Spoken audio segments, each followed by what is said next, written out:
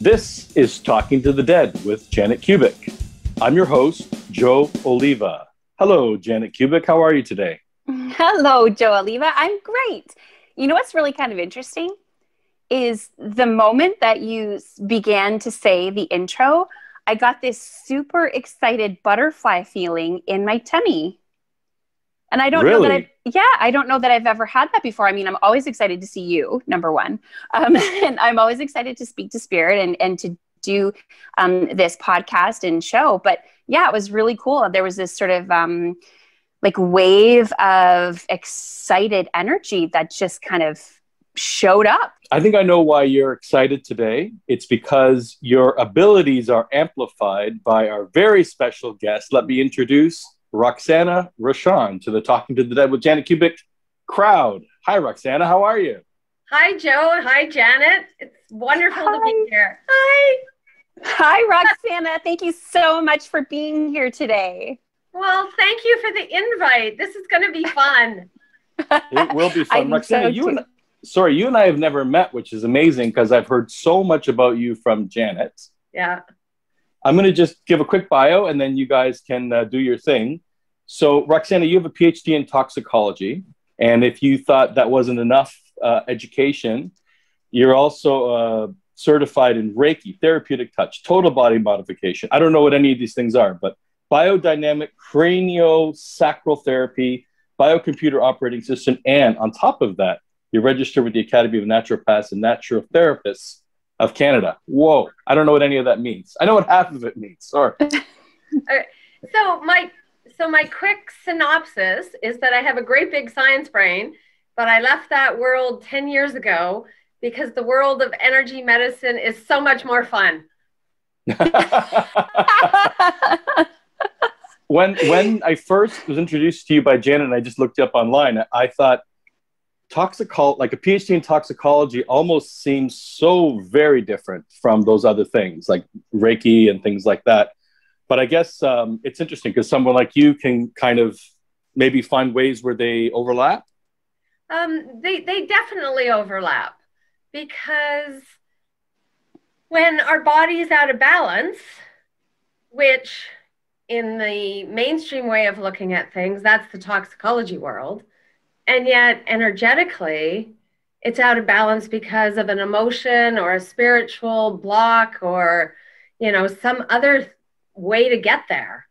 So yeah, I've got all the training, I've got the schooling, and then realized because of my own healing journey that I'd rather be working and living and playing in the energetic world. And that's one of the things that I have come to discover in my own personal journey. I, of course, have almost no science background, as the listeners of this podcast are very well aware. But the energy piece is sort of what's come forward for me. And that's sort of been my playground, I guess, for the last few years. And it is fascinating. Just as, science is incredibly fascinating, the world of energy or the understanding of energy or the experience of energy is also something that is incredibly fascinating. And there's so much to discover and there's so much to learn. And I think it's so amazing that you have taken both those parts of who you are, both those parts of your brain, both those parts of the world and how we work. And you've sort of delved into them both. And then found this really cool way to kind of marry them and allow them to honor each other and utilize each other and reflect each other. And, it's so important. I was actually thinking about this morning before we came on, this idea of the marriage of science and spirituality. And I think for some people, and in some cases, there's some sort of sense of confusion that it needs to be one versus the other, not even necessarily one or the other, but one potentially versus the other. And I think you are such a beautiful example, Roxana, of somebody who has taken the time and opportunity to honor and explore both and to see how they work together. I would completely agree that to me, it actually feels like we're at this cusp where science has its role. Science is very important, but we cannot forget the emotional, spiritual, energetic piece that makes us human. That it's like, for me, back when I was doing my PhD, when I was in science, I really felt like I had isolated and separated and was only focusing on my, logical, mathematical science part of my being. And it was partway through my PhD that I said, okay, I need more balance. And that's when I got into more creativity, more spirituality, exploring my own emotions and what they meant. And then it was learning to merge the two, learning to combine the two. Because to me, we are complete human beings with, the mental, the spiritual, the emotional, and the physical. And when we are imbalanced and any one of those four pillars isn't, thriving, that's when we start noticing imbalances in our bodies and struggles. Yes. As you're talking, it makes me think of some of the channeled messages that I've written, that I've received from Spirit, that talk about the idea of the human trinity, the mind, the body, and the soul, and how for so long, we have focused on the body and the mind, and even more so now, we're becoming more aware of the workings of the mind. We're honoring more so the workings of the mind and how that plays into our well-being and all of those things. But also there is that soul piece. There's that spirit piece. And that's what makes us up as a human being. And so therefore, in order to achieve well-being, overall happiness, health, enjoyment, fulfillment, all of those great things, we really need to honor and respect and acknowledge all three of those aspects of who we are. I was going to say of who, and I almost said human at the same time, of being human. And that's sort of a piece that has kind of been missing. And as we move forward, I certainly get the sense that that is going to be a piece that becomes much more relevant, much more acknowledged, much more supported, in order to find, like you were saying earlier, that balance of well-being between all three. I remember one time receiving a message that talked about the pyramids. And it was fascinating to me because, again, I didn't quite understand it at first, but it was a reference to the fact that the pyramids represented the mind, the body, and the soul or spirit. And that the pyramid wasn't stagnant or static, that the pyramid would flip on its end.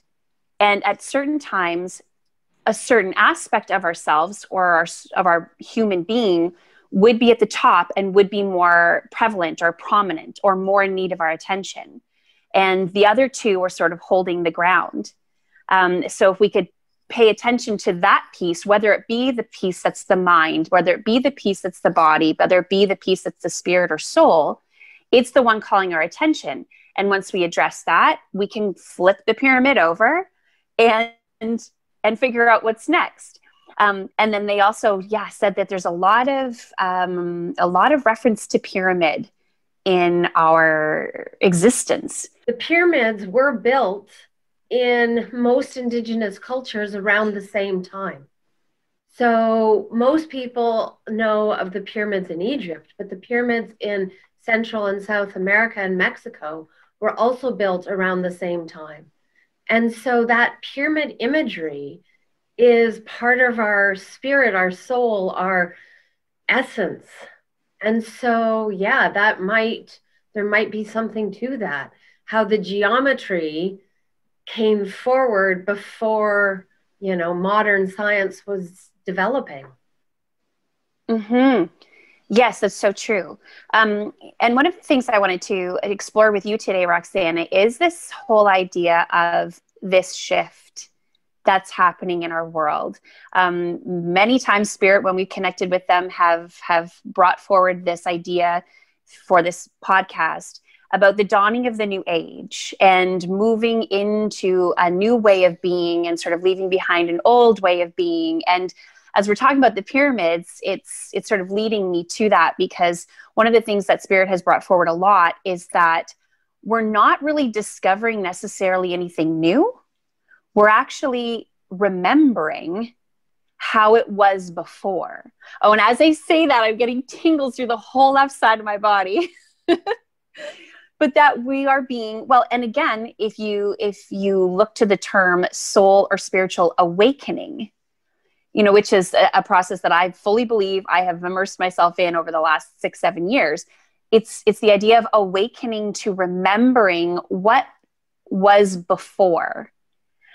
So it's so fascinating to think that those pyramids, they're being referenced now as spirits coming forward, but at the same time, they were what was before. They were the teachers before. They were bringing forward the information before. And now we're kind of going back to that. So that's sort of my understanding. I'd love for you to share sort of your ideas on what is this new age? What is this that's happening to humanity and our evolution and our existence at this time from your perspective? So we as a species, we are evolving. We are at this cusp, and this cusp in time has so many names. The dawn of the sixth sun, the dawn of Aquarius, the new age, when humanity does find balance in all of our facets. And I first really became enamored with the term dawn of the sixth sun back in 2012, 2013. And there was one of our Mexican teachers who brought that into my consciousness. And I've been to Mexico twice to study some of the indigenous healing there. And this is a transition phase. This is where we sort of let go of the ego a bit more. We stop the bullying and the fighting and always looking for external answers, because we start looking inward and upward. We start trusting our inner selves, our higher selves, our wise selves, and we start trusting spirit. So everyone who is on this planet in this moment is here because we are part of this. We are part of this shift between the fifth sun and the sixth sun, the old way of being and this new way of being in balance. So to me, it's a very exciting time to be alive. I would agree. And we have talked with Spirit before on the podcast about, is this a unique time in history? And I think the response, if I'm remembering correctly, was that it's always sort of a unique time in this existence. But yes, that this was a really a real time of transition, a really significant piece for humanity and the existence itself. And it was great listening to you talk, because again, I'm sort of flashing back to all of these episodes that we've done. And, the messages just seem to be being reiterated. They seem to keep being validated. I'm thinking back to, the various energies and spirits and souls that have come forward to talk with us and bring forward these messages. I mean, everything from George Carlin to Robin Williams to Whitney Houston and Mary Magdalene, and you here today and me here today, and we're all saying the same thing. So it's fascinating to me, because those are some really extremes in terms of, people and what we were or what they were or what we are like here as individuals and with our own personalities. But yet we're all talking about the same things. So I think that that's just another indication that, these are the pieces that just need to be highlighted right now. I think it was Patrick Swayze who kept talking about the idea of highlighting things. There's certain things that are coming forward to be highlighted. And as exciting as this time is that we're moving forward, and we've said again through this podcast that it has always felt like underneath the turmoil, underneath all of the devastation and all of that, the disharmony that we're experiencing at this time, there has been this undercurrent of hope, this undercurrent of positivity, and this undercurrent of change. I think that's what we're addressing right now. but with it has come the disharmony, the disruption, the chaos, and all of those things. So Roxana, could you speak a little bit to sort of what your sense is of all of that disruption and sort of why it's here and really what purpose it's serving? So movement and change are constants.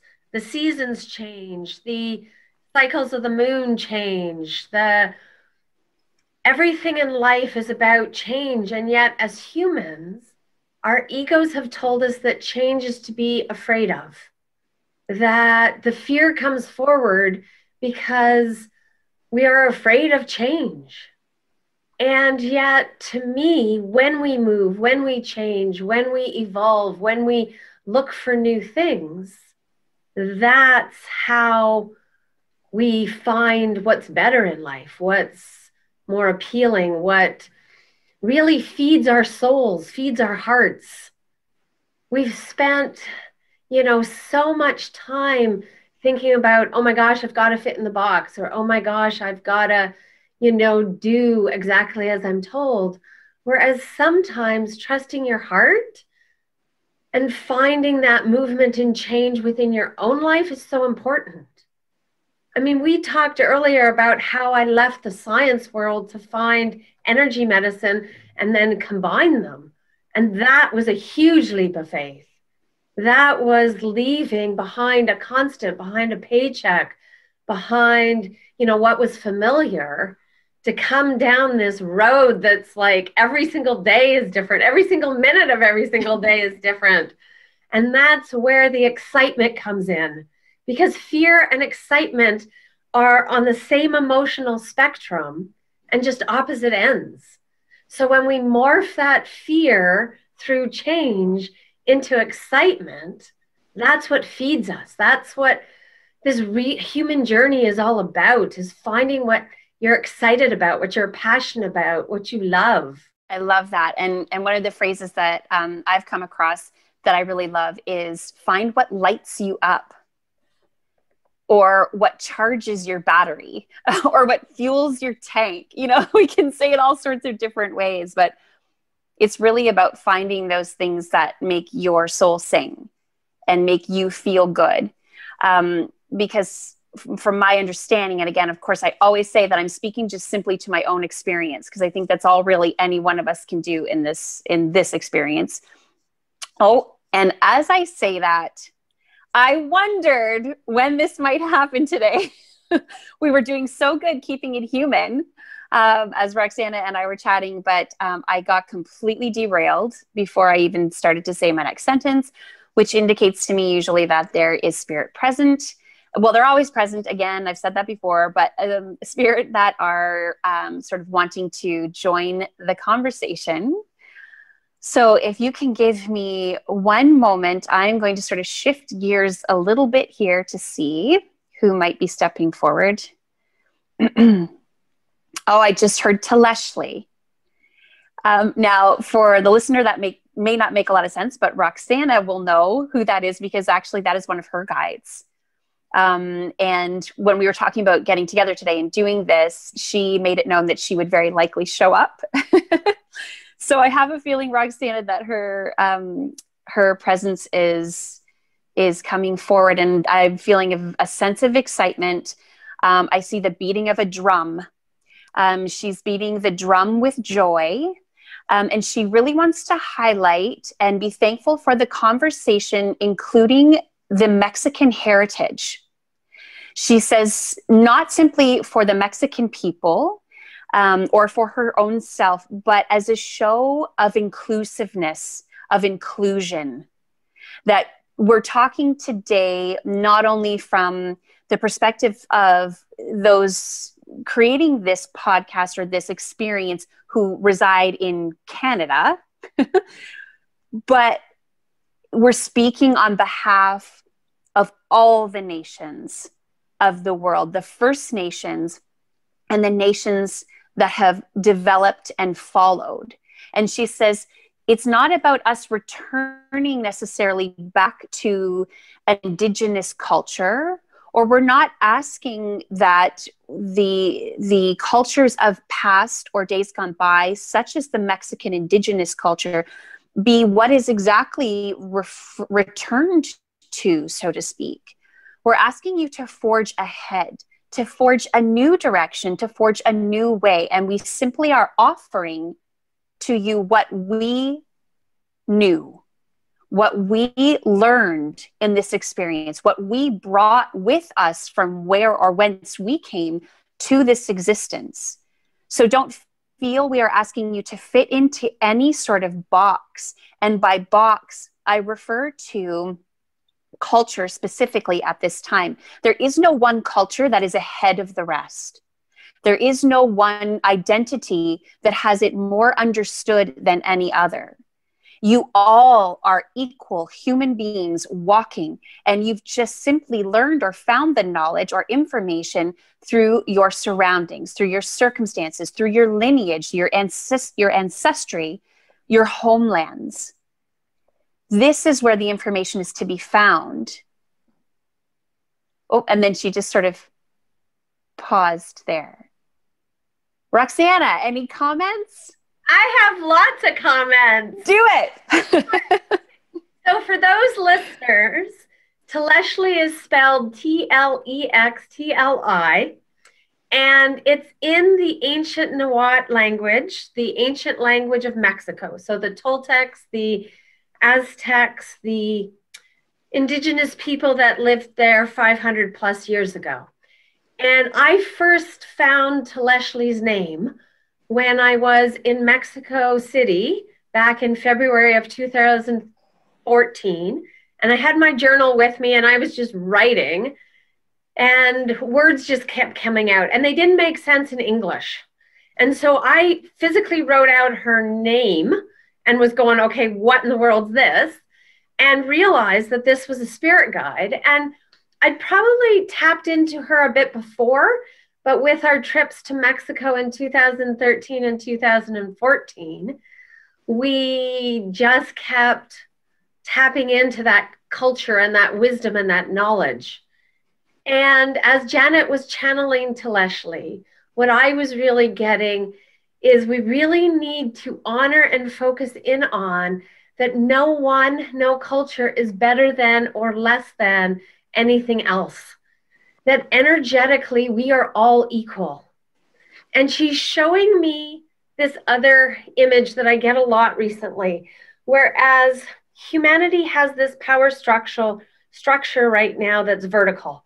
You've got people at the top, and then you've got the homeless at the bottom. So you've got like this vertical structure of humanity, and this process, this time we're in, is flipping to a lateral. That this horizontal version, that we are all the same, we are all energy. There's no one richer or poorer, there's no one wiser or less intelligent. That all of us have these beautiful, beautiful strengths that are coming forward. And it's honoring the strengths within us and honoring the strengths within others. Because it really is, that's what's going to get us through this. Is we may have different opinions, but that energetic strength is what's shifting us. And I am covered in those energetic truth bumps, those goosebumps. As Tleshli's coming in with this image that she's shown me many times about how that's one of the big changes, is we're going from this top down to you, me, we're all one, we're all the same. That is amazing. And there's a lot of chill bumps or goosebumps or goosies going on. There's so many things that I wanted to add to that. And one of the pieces is that it's so fascinating to me. And this has happened for you and I, Roxana, many times, but when people who have opened themselves up to their intuitive gifts, the fact that we are able to connect with the same energies at the same time. Again, this has been such a huge learning curve and such a fascinating experience. And that was one of the really interesting things that just kind of blew my mind, to be able to, be in a room with you and it's literally like that energy is the third person in the room. And it's not just me conversing with them or you, it's literally a three-way conversation. And I can understand what's going on through you and you through me. And we're both able to see same images. We're both able to hear the same messages. So I think that's just something really fascinating for people who are, you know, exploring or new to the idea of intuitiveness and being open, that actually happens. You know, we can talk to the same spirit at the same time. Or we've had experiences where, and this is another sort of thing we touched on a little bit, but the idea of past lives. And you and I have actually traveled sort of back, if that's the way you want to put it, to past lives where we've been there together at the same time and are witnessing and experiencing the same things. So this also kind of goes back to, you know, last week's episode where we talked about aliens, and Myrtle, my guide, came forward and was talking about the idea of really allowing ourselves to open our consciousness and to open our minds and to really allow ourselves to go there and let go of the limitations and let go of the current structures. And I love that that's what Leslie is bringing forward, is that we have this current set of structures in our society, in the world, and different versions of it, you know, all over the world with different cultures and different, you know, homelands, different places of being. But we have these structures that have been put in place over thousands of years. And it's really time, it feels, to revisit them and to really give them a good analysis, you know, from that scientific perspective. Let's analyze them and take a look and see what's working and what isn't. Because one of the things that we've learned is that, going back to what you said earlier, Roxana, things are always changing, and it's okay for them to change. It's okay for us to look at what we thought was the foundation we were standing on and to start to pull it apart and put it back together in a new way. We can do that, and it's okay. And yeah, it's shaky and it feels disconcerting sometimes because we find so much comfort in what we know. Even if what we know is painful or uncomfortable, there's a sense of comfort in it because it's what we know.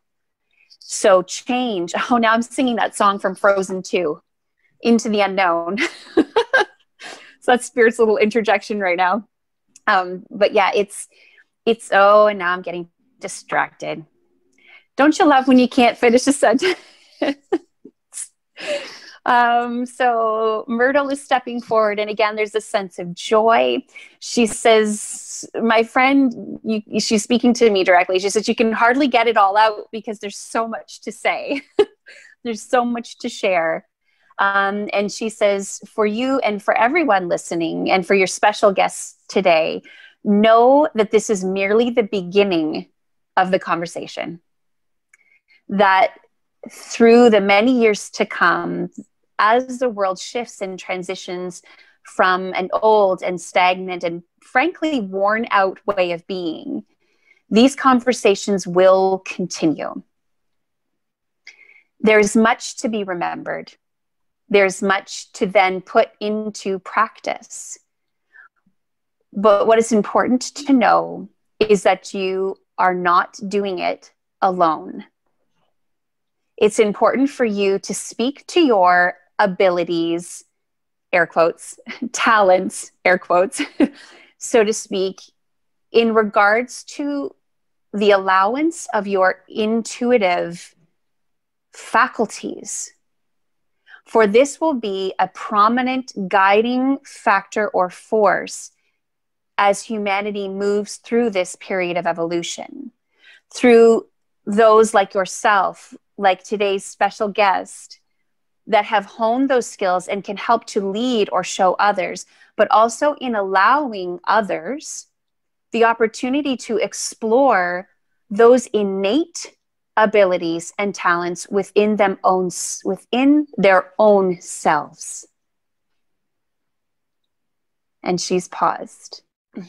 I have two things to say. I find it interesting that Roxana, who has a background in science, I know maybe she's not actively practicing science, but when she gets a message, it's almost scientific and like it's vertical and horizontal. Whereas I don't know if Janet getting that same message, it's almost like they're translating it into her language, which is north, south, east, west. I know that she would, Janet might get that same message, but in a different way, one that speaks to her. And the other point I wanted to make was that I find a lot of people, and there are a lot of television shows on now that try and find some like ancient knowledge, ancient mystery. It's this thing. We have to go back 10,000 years and they knew something that we don't.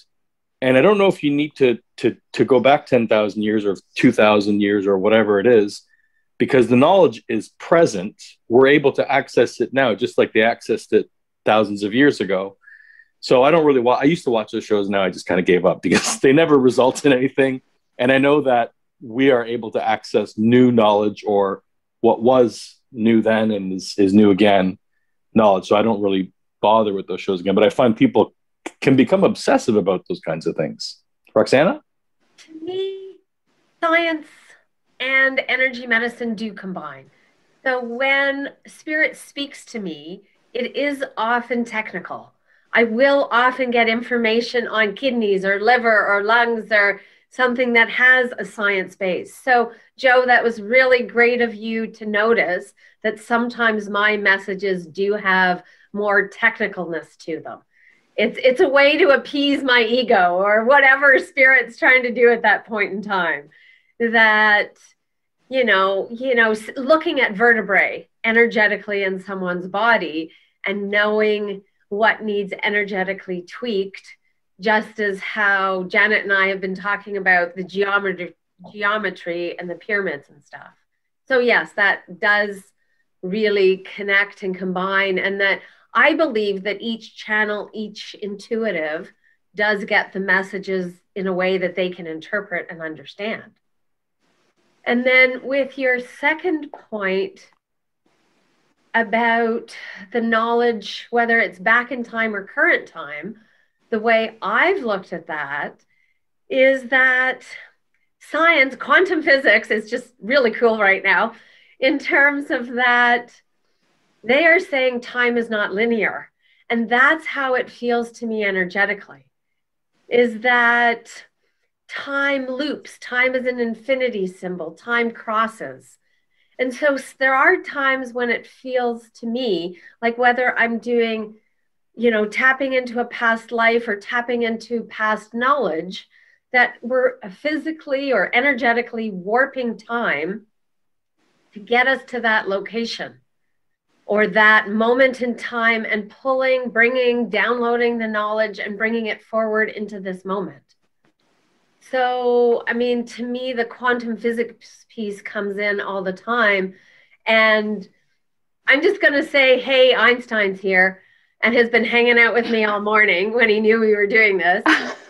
Because it's like that whole concept about light is a particle and a wave at the same time is another way that quantum physics is starting to help explain what Janet and I feel on a daily basis. Wow. Right. I'll just make a quick point, Roxana. I think I said this on the podcast before, or just said it to Janet. We talk so much that I can't remember if things made the podcast or not. But I found that science is always right because they only accept what's right. So when I was younger, I seem to recall there were like 3 dimensions, and then they said, well, maybe time is the 4th dimension. And spirituality was saying there are multiple dimensions. And now, because of quantum physics and theoretical physics, now they agree there must be 11 or 18 or 21 or who knows, right? And so science is always only righted because it keeps stealing stuff. And then once it declares it as science, it is only science because it is right according to what we know today. And Joe, I would agree with that because that was part of the reason I made the leap, is because science believes what they can feel, what they can touch, what they can see and know. And yet in my body, in my existence, I knew there was more that we couldn't prove yet, that we couldn't, come up with the hypothesis and the theorem and, research methods, that there was some stuff we just needed to trust. We just needed to trust ourselves. And someday, yes, science may catch up, but it's like Janet and I are pioneers into this world of energy, and that spirit is there and is right around the corner if you just choose to open the door for them. So this whole idea of tapping into the knowledge and does it come from before or does it come from now? And it sort of reminds me of a personal piece through my experience where so much information has come forward. I've written so much, received so much, and I was finding myself really frustrated because the messages all seemed so important and so profound, and I wanted to just absorb them all and amalgamate them all and put them all into practice, but it was just too much to do. It was too much to take on. And Spirit always said to me that there's no need to worry. You'll receive what you need to receive when you need to receive it. And just because they say it once doesn't mean that they won't say it again and again and again as oftentimes as we need it. So sort of to go back to what Myrtle was saying about the idea of tapping into those intuition skills, tapping into that intuitive part of ourselves.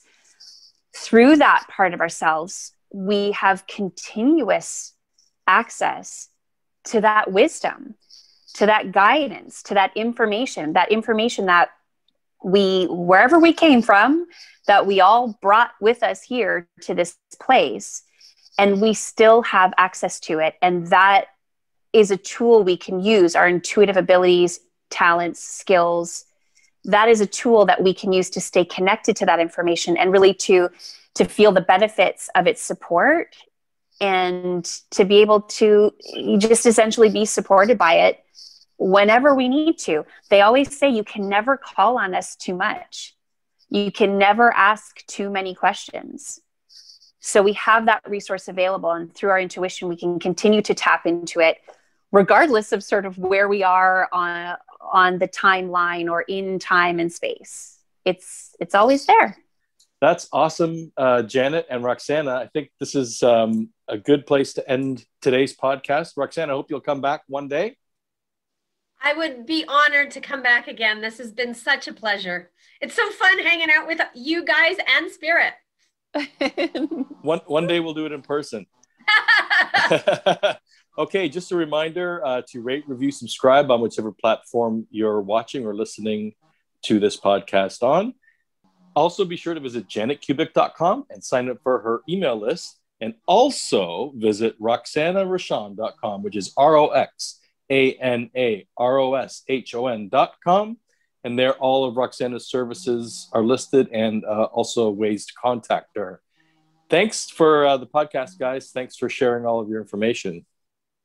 Thank you, Joe. Thank you, Roxana. And always thank you so much to Spirit for showing up for us today. Thank you, thank you, thank you.